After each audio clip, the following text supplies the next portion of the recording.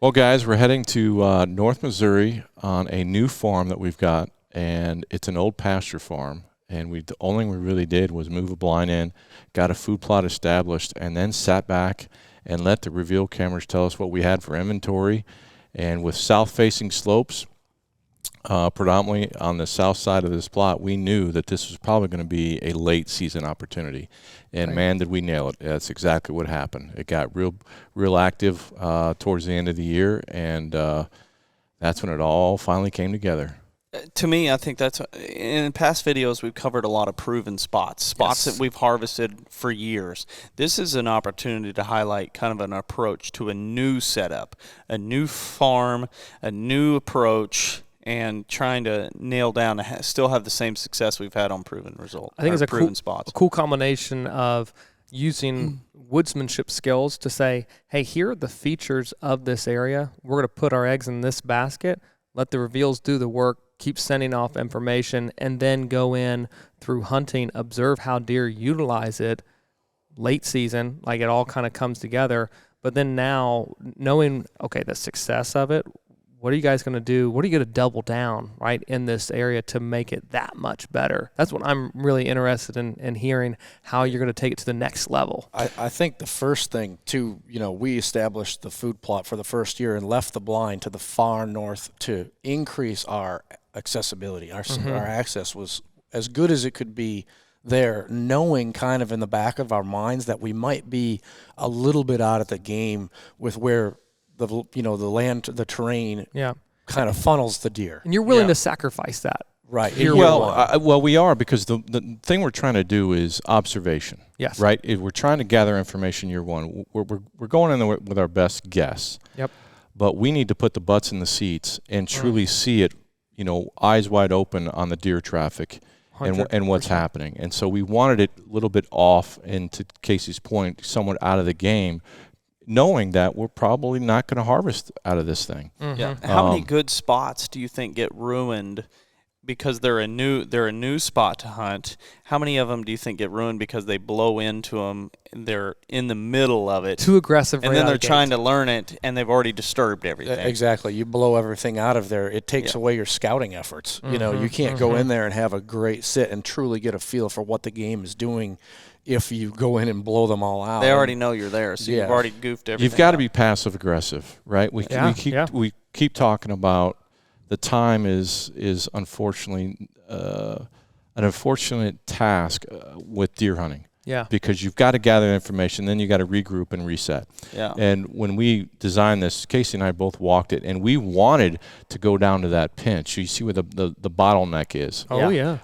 That's where we wanted to put the blind, because we felt that would be way more in the game, way more successful year one. But we also were so concerned how much farther that was going to be, which is, I'm going to call it 100 yards. You put a lot of opportunity to be behind you. That's right. Yeah. That's right. And I'm like, you know what, maybe we should just back out, go up the top of the hill where it sits now, and do some observations, and then go all in after we had more intel based on how the deer want to move through. Mm-hmm. And so now we've got basically all the intel that we know how they're moving through. Now we've got crops that are going to be to the north side that just got planted this spring. So now it's going to have that green to grain situation. So now we're going to increase the bedding to the south and to the east where you have those red circles. Mm-hmm. And then we've got the grain to the north. So now we're going to increase the bedding, increase the movement. And oh, by the way, guess who's going to be between the bedding and the green and the grain? Absolutely. We're going to be sitting right there as a transition. So it's one of those things that being less aggressive on year one is going to pay off, because when we sat back with the farmer going, hey, we want this in grain, he's like, all right, let's do it, knowing our deer strategy. Yeah, I think it affords the patience and maybe the sacrifice year one affords you the ability, if you're observant enough, to be super aggressive the next years and the next years and the next years. But you got to act, right? You have to act. And I think that's the part. People get very conservative. Whether you see it 1 year or 2 year, it's probably not going to change. Mm-hmm. If you've got solid information off of 1 year, that deer movement seems to be really consistent. Yeah. So go ahead and make the decision. Yep.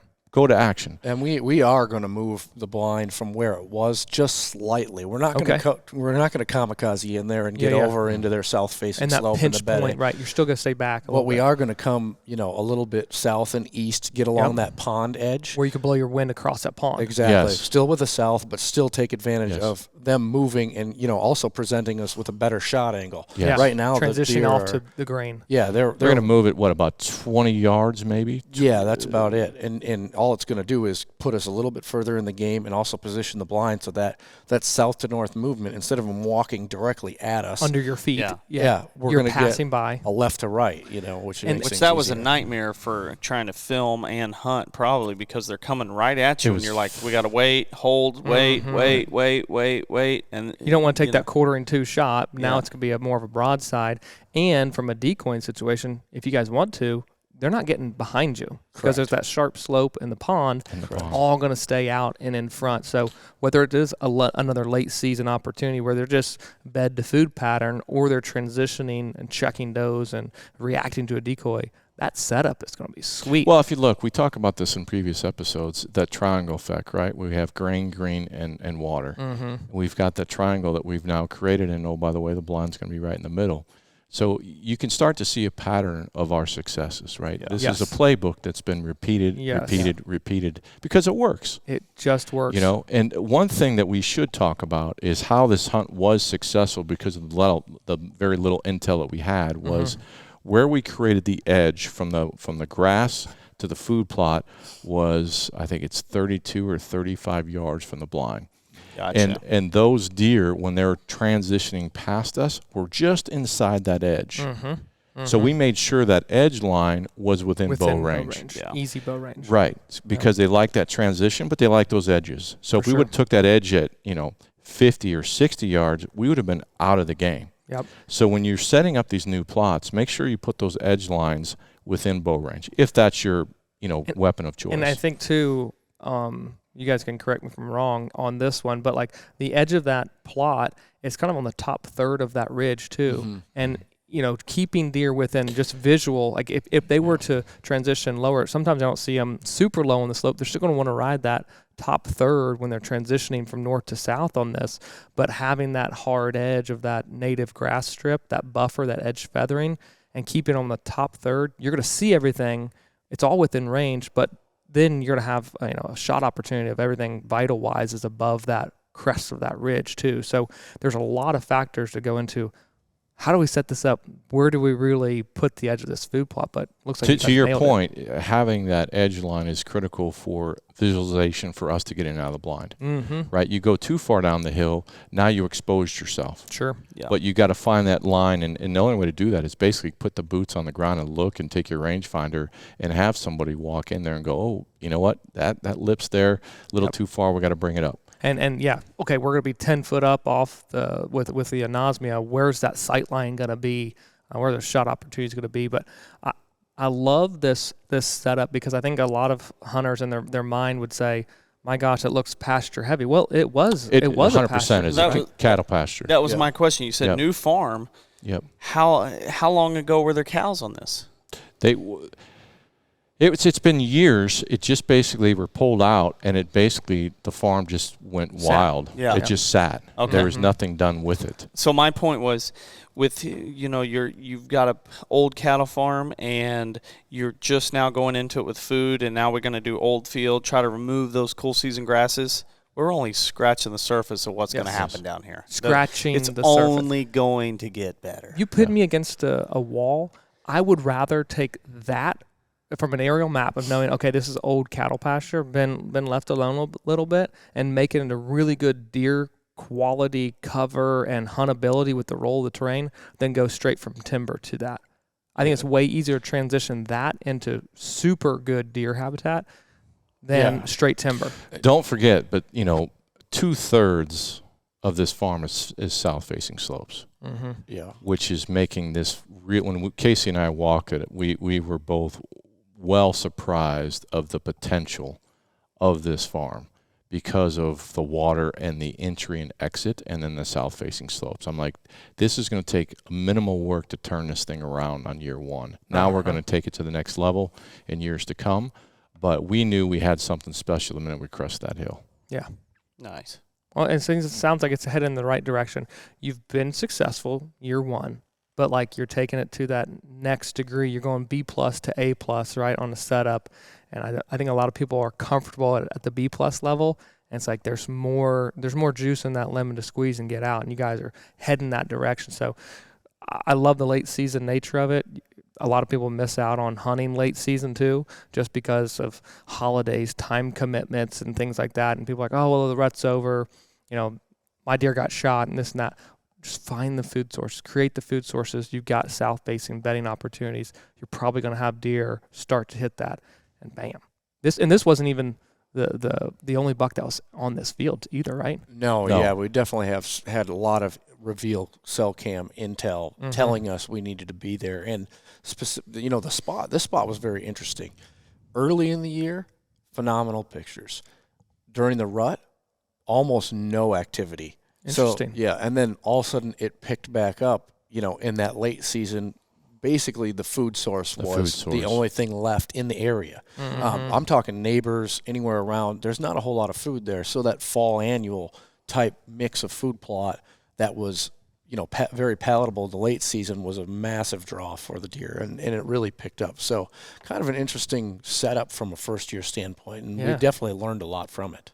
And I think that's a good point, which is if you have a new farm like that, because obviously we're somewhat familiar with the area, but not really, is to jump in the truck and do a drive around. Sure. And see what food sources are in your neighborhood and what you should provide differently or leave in the field longer. If you have grain and everybody's harvesting around you, you may want to hold back an acre or two or three because you know that come late season, if all those guys pull the trigger and harvest that stuff, you are the only game in town. Yeah. And it changes the landscape of your farm throughout the season as other food opportunities get harvested. I'd say figure out in the neighborhood what the limiting resource is and then make that the reason why deer are on your place. Exactly. Just maximize it to your strength because you know its weakness, and at that time frame, whatever it may be, it could be an early season, it could be a rut, it could be late season, but that's your ticket to ride. And some of my favorite farms that we've purchased over the years are old cattle pasture farms. Yeah. And a lot of it is because the guys around us, meaning other property owners that borders us, it's the same terrain of fields and same opportunities, which is all cattle stuff. Well, cattle guys are not going to do grain and they're not going to do food plots. And they're not doing cover. And they're not doing cover. If you just look at the map, it's just cattle pasture, cattle pasture, cattle pasture. Exactly. And I say one of the best ways to know your farm is providing something is to look at an aerial image. Does it look different from the air? Because by golly, it's going to be different from the ground too. yes. And so you look at it and you're like, man, like it's just grazed pasture with little wooded draws. And I know the cows are going in those wooded draws. So you get in there and you do food and you improve the cover. How in the world will you not be the best? You actually are buying a farm, but you're getting the benefit of your neighbors for no dollars on the table. And I think that's the part that I love about this farm is we've got this little farm here, but you go east and south and west, we don't own it. Yeah. But it's cattle stuff, and we're going to increase our stuff and benefit from them doing what they're going to do. And they're longtime cattle people. They're not going to change. Their weakness is your strength. 100%. Yeah. And we're gaining all this buffer space. That's what I love when they say they're old cattle farms. I go from the back of my seat to the front of the seat. Yeah. Exactly. Definitely. Well, we just finished up the complete breakdown of this entire hunt. Check out the link to see the whole thing go down.